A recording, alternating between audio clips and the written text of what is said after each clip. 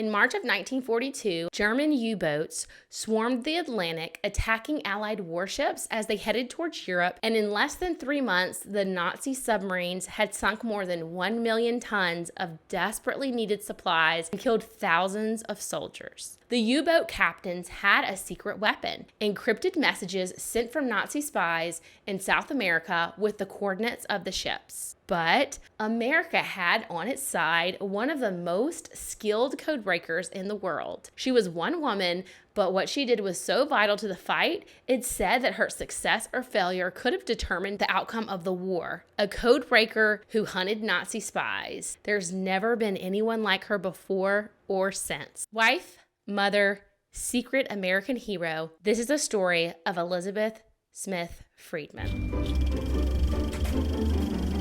Hey y'all, I'm Christina. Welcome to History and Hearsay. Elizabeth was born in 1892 and was the youngest of 10 children.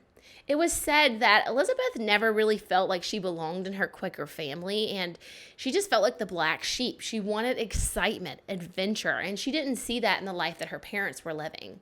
Her father was a Civil War veteran, and he saw her as just a difficult child. He was actually against further education in general, but especially for women. However, Elizabeth really wanted to go to college, and she somehow managed to talk her dad into letting her go. He told her that she could have the money for college, but it would only be a loan and that he would give it to her at 6% interest. So Elizabeth took him up on his offer, and she studied Greek and English literature in college. This is when she discovered Shakespeare, and her love of language was born. After college, Elizabeth became a teacher, as it was one of the only jobs available to college women at the time, but she quit after 1 year because she didn't feel like it was enough of a challenge for her. She wasn't getting enough fulfillment out of being a teacher, and in June of 1916, she headed to Chicago to search for a new job. After an entire week of hardcore job hunting, Elizabeth had no leads on a new job. So she decided that she was going to go home. But before she leaves, she goes to the library to see a 1623 Shakespeare folio, which was something that was rare to see, and they were hosting it at the library. So she went to see it. And while she was observing the collection, the librarian noticed that Elizabeth seemed to really be into Shakespeare. And so she approaches Elizabeth and she's like, "You're really into Shakespeare, huh?" And Elizabeth's like, What gave it away? Yeah. And the librarian's like, "Well, the reason I'm asking is because there's this really strange guy, and he keeps coming to the library. He's really rich, and he has a special project, and he wants to find someone who can help him. He thinks there's some kind of hidden secret messages in Shakespeare's work, and is that something you'd be interested in?" So, of course, Elizabeth, her sense of adventure, she's super excited to see what this is about, and only an hour later, Elizabeth is meeting up with George Fabian. He's this huge 6'4" dude, and he walks right up to her and is like, "Hey, would you like to come spend the night at my riverbank estate with me?" And Elizabeth is like totally taken aback. No one had ever spoken to her in this kind of way. Like, that was not the way a gentleman spoke to a lady. She's kind of like, "Huh? You talking to me? Excuse me?" And Fabian, he's so incredibly forward. He doesn't even really wait for an answer. He just grabs her arm and he marches her out to his waiting limo that's outside. I'm not sure if she went with him because he was such a big dude and she was such a tiny little girl and she didn't know if she felt like she didn't have a chance, or maybe it was just her sense of adventure, which is what I like to think, even though that's really not good. You guys, I would never recommend you do that. That is a huge red flag. If somebody grabs you by the arm and is like, "Come with me," do not go with him. Okay? If you need somebody to tell you that, red flag. Okay? Either way, Elizabeth is whisked away to the waiting limo, and it takes them to the railway station. Before she knows it, Elizabeth is roaming the grounds of Fabian's vast riverbank estate, which is 350 acres of rolling hills. It just sounds like it was so incredibly beautiful. I wish I could find a picture of it. But George Fabian, he just had so much money that he was able to basically do whatever he wanted. And what he wanted was to make a playground for scientists. He really wanted to be a place that he could just set the scientists free and they could do whatever they wanted. So he went out and he recruited a bunch of the leading scientists of his day, and he just set them loose in the lab. And he's like, "Go, my little scientist, go, unlock the secrets of the universe." And that's what they did. But the biggest project he had was kind of a passion project. And this was the Shakespeare project that he had hired Elizabeth for. Basically, Fabian was under the beliefs that all of the works of Shakespeare had not actually been written by Shakespeare. He thought that they were written by Sir Francis Bacon. And if you look at the original Shakespeare manuscripts or plays, there are little discrepancies in the way that the letters hit the page. And Fabian thought that that was a code that Sir Francis had written. Fabian had this belief that actually Francis Bacon had written a code within the Shakespearean plays that demonstrated that Shakespeare was not the author that Bacon actually was. He wanted Elizabeth to work on this project to help prove his theory. So Elizabeth was, of course, like I said earlier, really excited to help him with this project. But she knew nothing about codes or ciphers, and so she had to set out learning about all this stuff. In particular, she actually needed to learn the cipher that had been invented by Sir Francis Bacon himself in 1623. Essentially what he did is he said, okay, I'm going to take every letter of the alphabet and break it down into a binary system of A's and B's. The letter A would turn into 5 A's, A. The letter B was A. The letter C, and so on. And this is what the legend was, that the first Shakespeare folio had this code written in 2 different typefaces throughout. Once the differences in the typeface were identified and the letters sorted into clusters of 5, a hidden message would be revealed. And this work was super, super tedious, but it said that Elizabeth had a real knack for it. She was totally happy and fine at just sitting there staring at letters on the page for hours on end, and she actually really enjoyed the work. What Elizabeth was required to do was peer through a magnifying glass and try to discern very subtle variations in the fonts on photographic enlargements of Shakespeare's plays. In addition to Elizabeth, Fabian also hired a bright young man by the name of William Friedman to help him work on the Shakespeare project. Now, William was hired to take photos of the Shakespeare works and then just enlarge them so that it'd be easier for Elizabeth to work on the decoding process and be able to see all the letters and everything more clearly. William was actually trained in genetics, and photography was kind of just a hobby for him. But William and Elizabeth were immediately drawn together. They started going through Fabian's collections of code-breaking books and began bouncing ideas off of each other, like theories, and working so closely together every day, they quickly fell in love. William brought his math approach, and Elizabeth brought her language skills. So they were equally matched in their own skill sets, but they each brought something really unique to the process, and it said that together they were an unstoppable force. After many hours of working, they determined that the supposed special marks on the pages of the works of Shakespeare were really just variants in how the typewriter would hit the page. And they determined that there was really nothing to Fabian's theory of this whole thing with Sir Francis Bacon. So they both agreed that it was really just a pipe dream. And they even later wrote a book explaining why they believed they were able to disprove this theory. In May 1917, they left Riverbank and got married. William's family was really not happy about it because Elizabeth wasn't a Jew, but it sounds like William really didn't care because he had found the love of his life and it didn't matter what anybody thought about it. They were happy together, and so that was enough for him. A month before they got married, the U.S. had actually entered the Great War. And this war was like no other war before it, mainly in part due to the invention of the radio. The radio was capable of sending transmissions across the world in an instant. And as you can imagine, that is a game changer when it comes to wartime. But along with the convenience of being able to easily get those messages across the world, the messages could also be intercepted by anyone with an antenna. So it wasn't really smart to put, your war strategy out there because anybody with an antenna could then know your plans. So there's really no upside to being able to quickly get the message if everybody else can see it, right? Like everybody's going to know what you're doing before you do it. So what this meant was that governments had to start developing new systems where they could code these messages and not just anybody could intercept it and be able to know what was going on. At this time, there was no NSA, CIA, no one that would break codes or do these secret messages. Nothing like that existed yet. And if they were going to hold their own in this war, then the U.S. needed to develop some type of new system to be able to code their messages across the airways. The individual branches of the military had really, really small intelligence agencies, but we're talking like a few dozen people, not like hundreds or thousands like you would imagine. Back at Riverbank, George Fabian saw this as an opportunity to serve his country. And so he established the first code-breaking agency in America, and he placed Elizabeth and William in charge. So they go from playing with codes, not even having any real system, into being asked to break codes in the middle of a world war. Talk about pressure and on-the-job training. They had to actually start at the very beginning and learn the basics. They had to learn the difference between a cipher and a code. A code is when you take a word or even a phrase and you replace it with another word or a phrase. So if we have the word gun, we might say every place the word gun is, we're going to put Bob instead. That way you're able to replace the words, but if someone intercepts your message, they may not actually know there's a secret message there because it reads like plain text.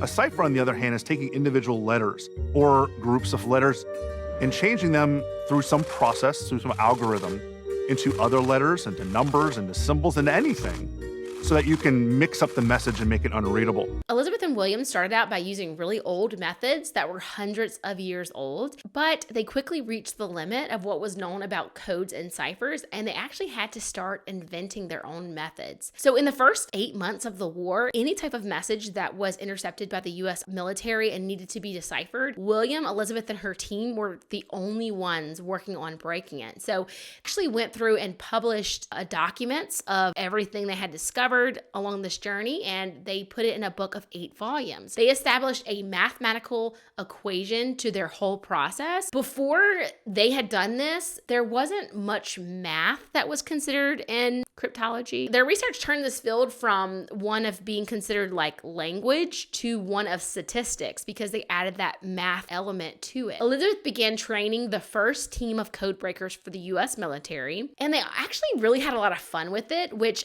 I think sometimes can be important if you're under a lot of stress to just have as much fun as you can with it, because otherwise you probably would go crazy. I mean, that is a lot of pressure and stress to be trying to decode this stuff to save all these lives in the middle of a war. Like, I can't even imagine the pressure. But for fun, they actually started putting codes in everything. They even put a code in their class photo. A good chunk of the people in the photograph are looking forward, but a good chunk are all looking to the side.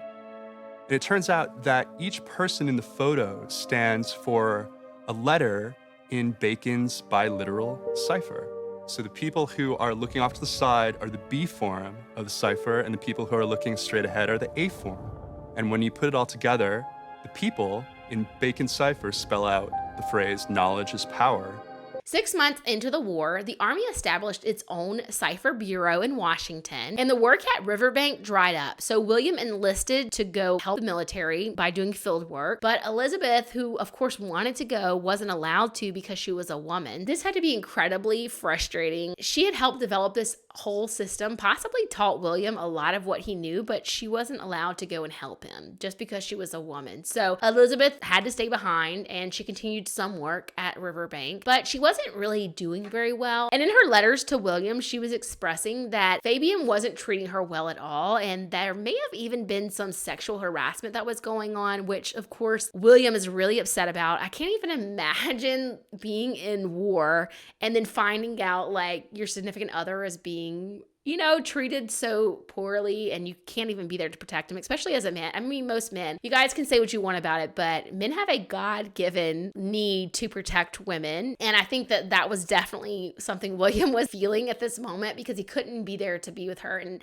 it said that he just wanted to beat Fabian up, which I cannot blame him for. I'm sure most men would respond that way. If somebody they loved was being hurt, harassed, whatever, and they couldn't really do anything about it because they were too far away. So when William came back at the end of the war, you best believe they got out of there as quickly as possible. William used his war contacts to find a job in Washington, and so he and Elizabeth moved to Washington, and he brings with him this great reputation that he's gained during the war, but unfortunately Elizabeth, she's only known as William's wife. In 1921, William is working with the Army developing new cipher machines, and Elizabeth was actually offered a job there as well, though it was said she was only offered half of his pay, and she must not have felt like she was being able to contribute as much or just didn't like the environment. I don't know what it was. I wasn't able to really find that, but she actually only stayed there for a year and she left. I think she thought at this point that her code breaking days were over and decided to settle down and start having kids. So in 1923, William and Elizabeth had their first daughter and then went on to have a son really soon after that. But then in 1924 or 25, I'm not sure, I read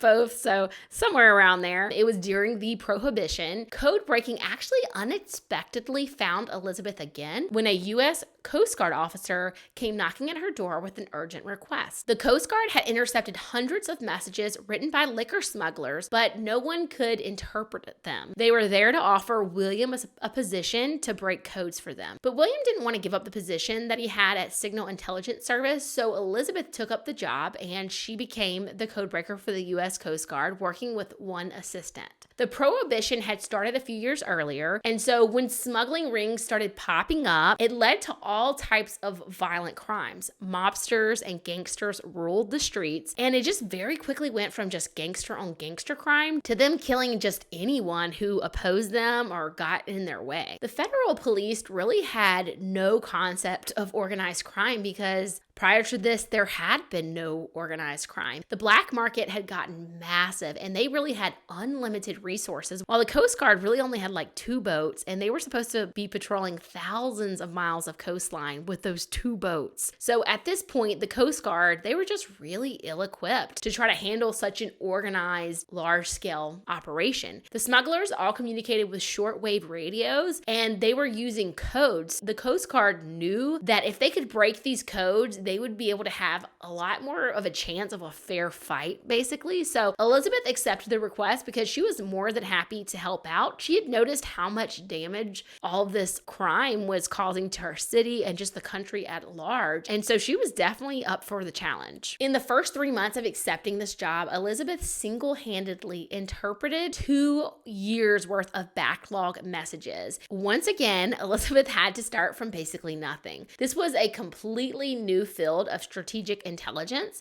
that no one had done before. So she develops all these new processes and basically starts breaking the whole thing wide open. So she's able to discover by interpreting these messages where the ships are coming from, where they're headed, and with the process she developed, she's able to completely explain organized crime to the U.S. government, how it worked, and how to stop them. By 1931, Elizabeth's work was so valuable that the Coast Guard approved her plan to start an official code-breaking unit. This was the first time a unit had ever been run by a woman. Nearly a decade into Prohibition, and organized crime was bigger than ever before. But thanks to Elizabeth's work, the U.S. government was able to bring these mobsters to court. They actually had something substantial that they could pin on them. Elizabeth ended up becoming a key witness in a series of sensationalized trials. There are these plainclothes people that she doesn't know that are there to keep her from being whacked by the bad guys. But it wouldn't have occurred to her not to testify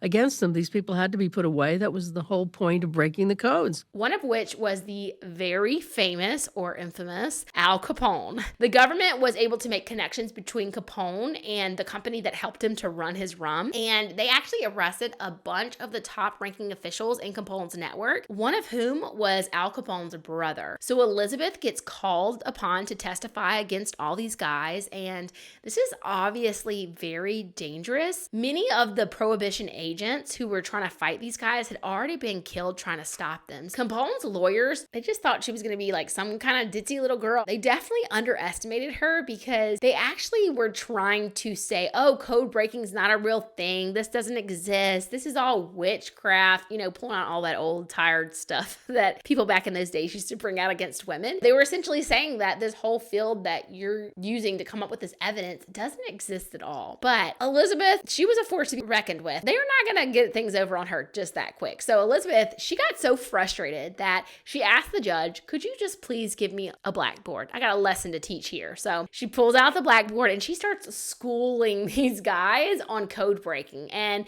by the time she was done with her little class, the defense attorneys actually had nothing that they could say. She got the conviction. Because of this, Elizabeth became a national celebrity. Her story was flashed all over the newspapers. William was actually really excited that Elizabeth was finally getting the recognition that she deserved. They had both always been basically equal in their work, and they saw each other as equals, but unfortunately, because of the time that they lived in, William was the only one who ever got credit for that work. And so he was just excited to see Elizabeth finally getting some type of credit for all the hard work she'd done. Unfortunately, by 1939, Elizabeth started to notice that something was wrong with William. He started having mood swings. She just assumed he must be working on some type of really difficult project, but she couldn't ask him about it because all of the work that William was doing was highly classified. And Elizabeth was correct in her assumption. William was working to help break into the cipher machines, America's enemies. These machines had reached a whole new level of complexity,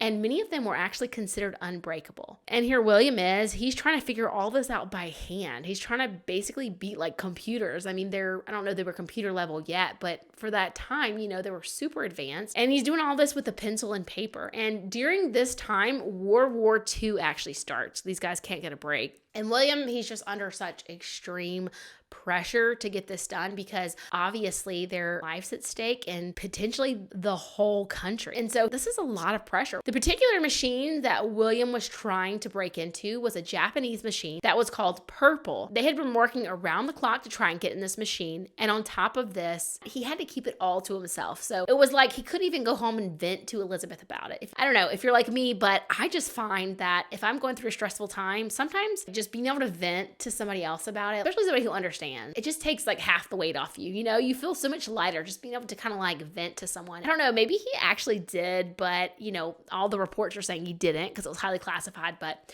I feel like it would be so hard not to just vent to your wife, especially when she'd done the same kind of work. She knew the pressure that was involved in it. In 1940, William and his team did eventually break into the machine, but 3 months later, William actually had a complete mental breakdown and he had to check himself into a psychiatric hospital. William was hospitalized for 3 months, and that whole time Elizabeth was right there with him. Every single day she would make the long journey to the hospital to try and help him recover. William later said that she was the one thing that pulled him out of depression. The faith she had in him is what allowed him to return to reality, basically. And he was able to return to the army once he got out of the hospital, but he struggled with depression for the rest of his life. He was just never quite the same. He and Elizabeth were no longer equals. Elizabeth had to be the stronger one and help get him through any difficult times they faced after that. In December 1941, the attack at Pearl Harbor caused the U.S. military to ramp up its code-breaking unit once again. They shifted it from being run by the Coast Guard to the Navy. So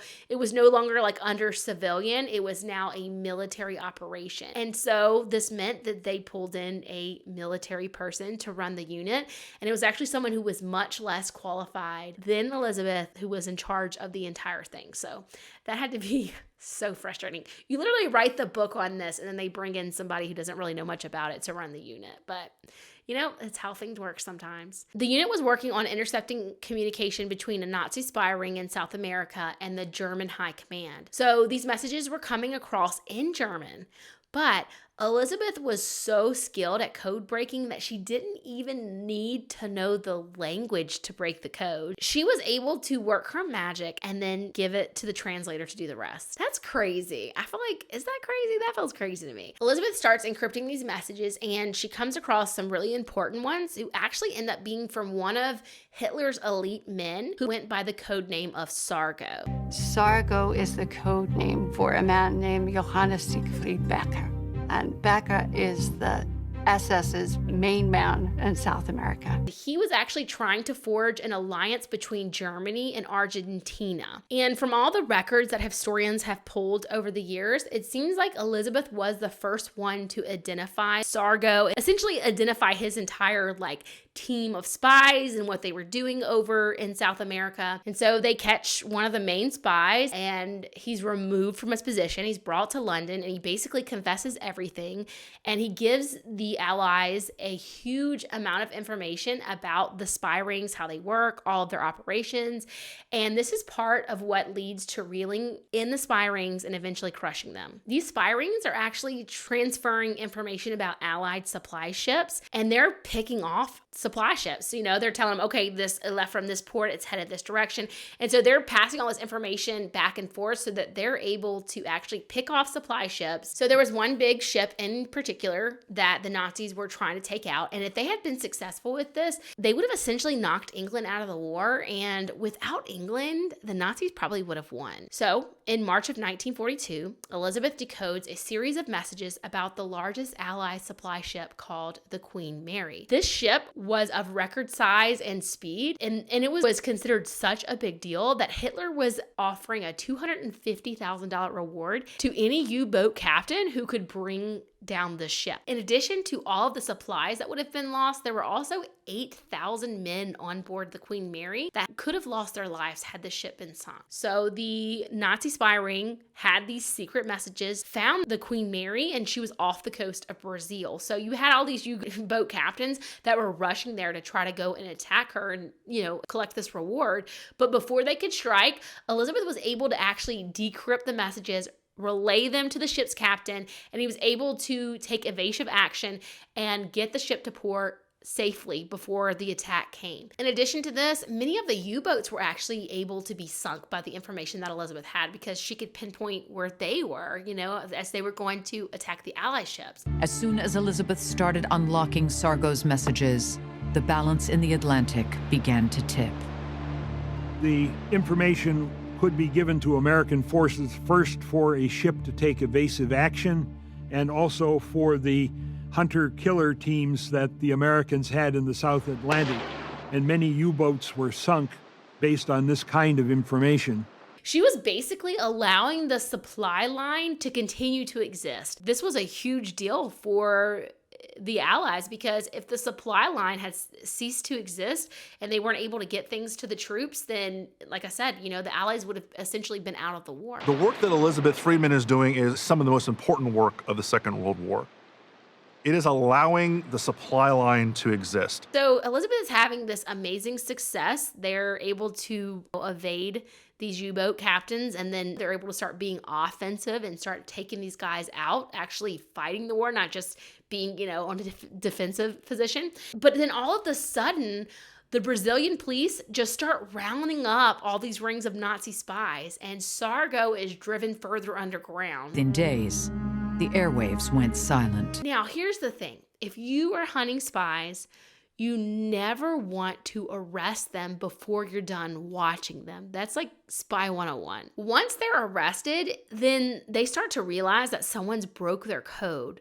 The longer you can keep it a secret, the better, because you can continue to get this information and you just surprise them and you're outwitting them, but they don't really understand why. But once they know their code's broken, then obviously the first thing that they're going to do is change it. And you essentially are giving up all your advantage that you've had by cracking their code. Elizabeth is really stunned, though, when she discovers that the FBI was actually behind these arrests. The Brazilians were conducting the arrests at the behest of the American FBI director, J. Edgar Hoover. Hoover wants the glory. Hoover wants the headlines. That was really stupid of him to do.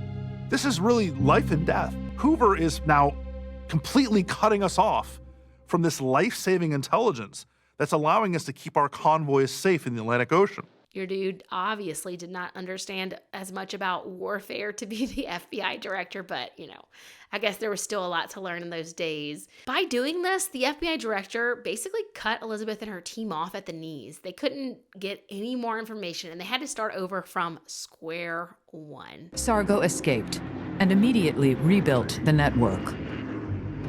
The spies set up 15 new circuits, each adopting a far more complex system of codes.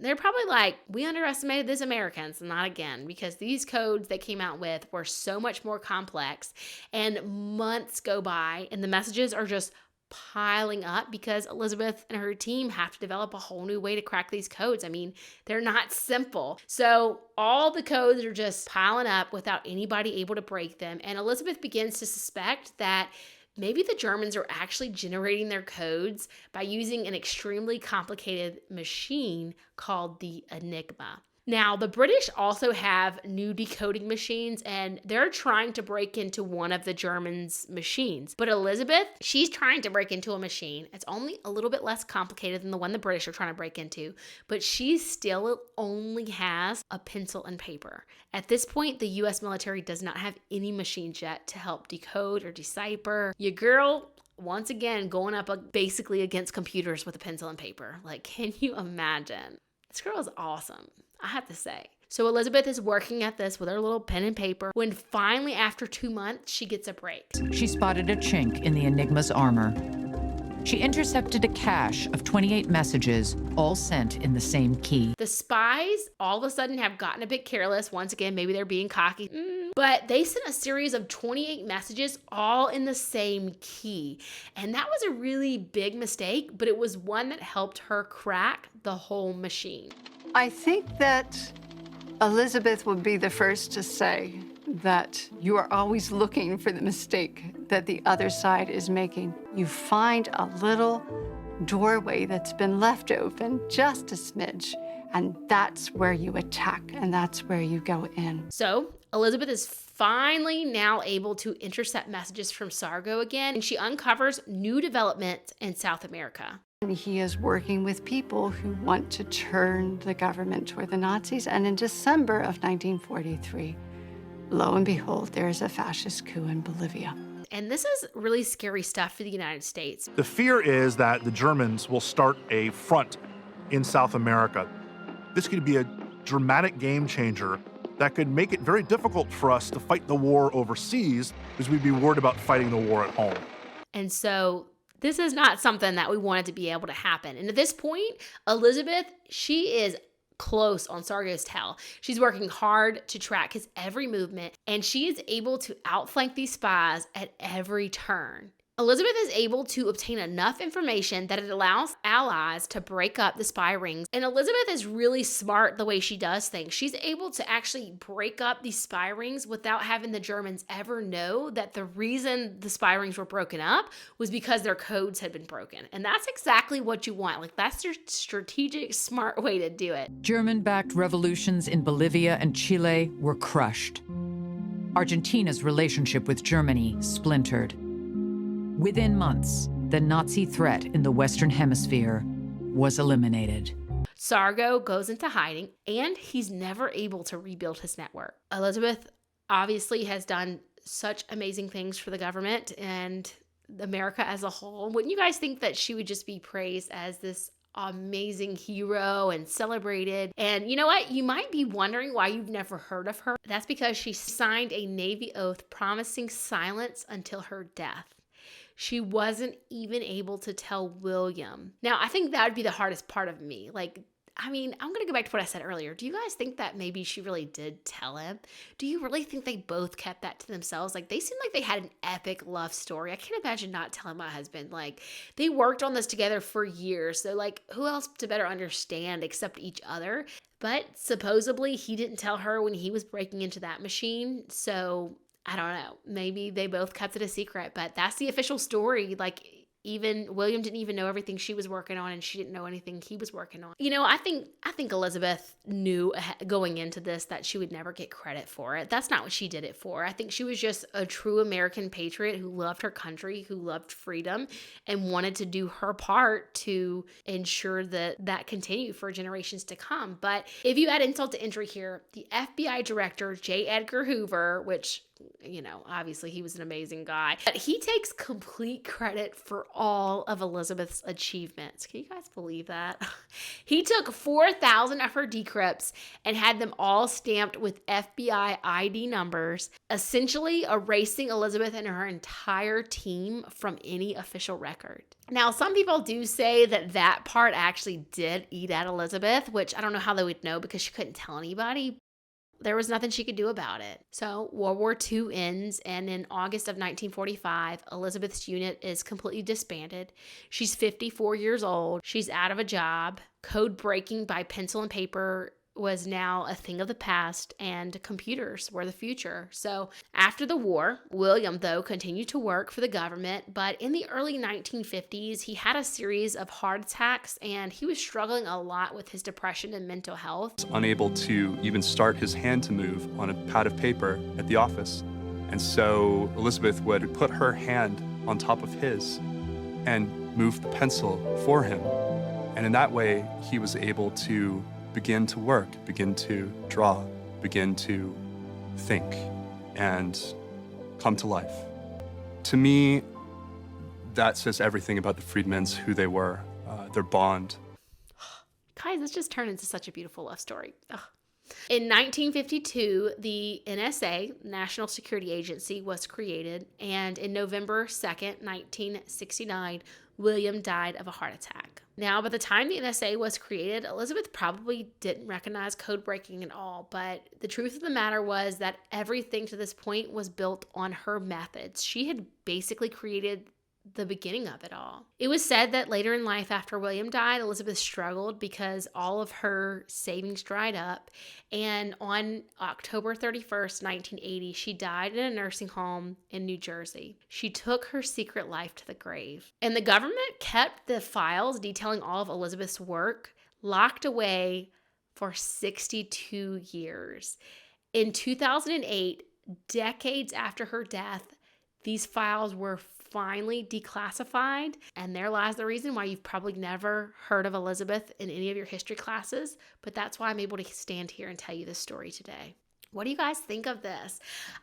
When I read this story, I thought, this has got to be the most interesting person I have ever heard of in my life. Her dad was in the Civil War, then she was in World War I and World War II, and she basically took down mobsters and gangsters, and I'm like, man, this lady was bomb.com.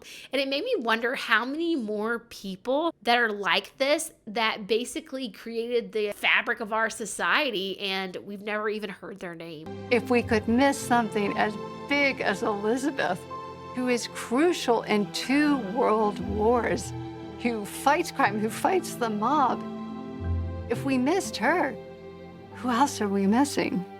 Now, I know that in the end of their life, William and Elizabeth were said that they were actually really worried that the government was getting too involved. The NSA in particular was getting too involved in listening to and watching American citizens. And that was actually a concern of theirs as they saw that the technology they had developed to fight America's enemies being used on American citizens. Elizabeth felt that it was going too far, collecting too much information, becoming too intrusive, violating too much privacy.